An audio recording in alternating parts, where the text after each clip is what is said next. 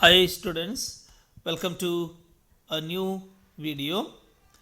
Today we are going to discuss the one-act play written by Anton Chekhov, The Proposal, which is taken from the textbook First Flight of Class 10.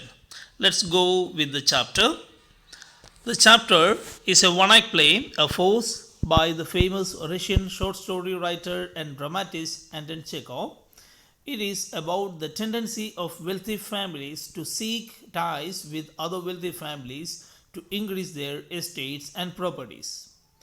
The summary of the chapter is Ivan Vasilovich Lomov, a good looking man of large fortune, comes to his neighbor Stefan Stefanovich Chubkov's house in a formal dress. Initially, Chubukov thought that Lomov had come to borrow money. Then Lomov informs him that he had come to propose his daughter. Chubukov feels very happy and goes to call his daughter. While Chubukov is away, Lomov thinks about his decision to marry.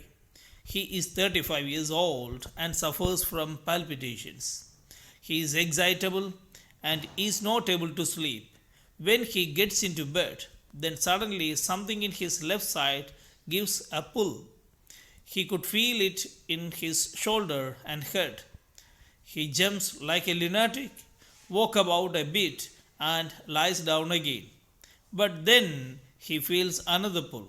This continues throughout the night. So he feels that now he must get married to lead a quiet and regular life. Natalia is a good housekeeper, not bad to look at, and also educated. She would prove him a good wife to him. Just then, Natalia Stepanova comes in. She does not know the real purpose behind Lomov's arrival. She asks Lomov about the reason behind his arrival. Lomov replies that he had known Natalia's family since childhood and have the greatest respect for them. He also says that their lands are also adjoining and his oxen meadows touches her birchwoods. At this, Natalia interrupts him and says that oxen meadows belong to her family and not to Lomov. Amidst all this, Lomov never tells her that he has come to propose her for marriage. Both fall into argument, each claiming ownership over it. Chubukov also comes and backs his daughter's claim.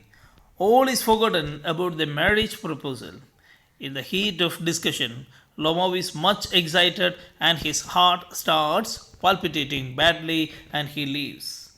As Lomov leaves, Chubukov tells his daughter that he had come to propose to her for marriage. Natalia then falls into a fit of hysterics and asks her father to bring him back. Chubukov goes to call him back. Lomov comes back and Natalia asks for forgiveness. She agrees that oxen meadows belong to him only. Lomov repeats the story that his aunt's grandmother had given the meadows to the peasants of Natalia's great grandfather to use for free. In return, they had to make bricks for her. Natalia wants him to forget about the oxen meadows and propose to her. To divert him, she asks when he was going for the shooting. This reminds Lomov about Gus, his dog, who has become lame. Natalia says her dog, Squeezer, is superior to Gus. Contradictions and arguments start again, and the subject now is that whose dog is superior. Due to arguments, Lomov's weak heart starts palpitating again. He becomes unconscious. As soon as Lomov gains consciousness, Chubukov gives his daughter's hand in Lomov's hand and asks him to hurry up and get married. Natalia is also happy. Chubukov feels that a weight has come off his shoulders.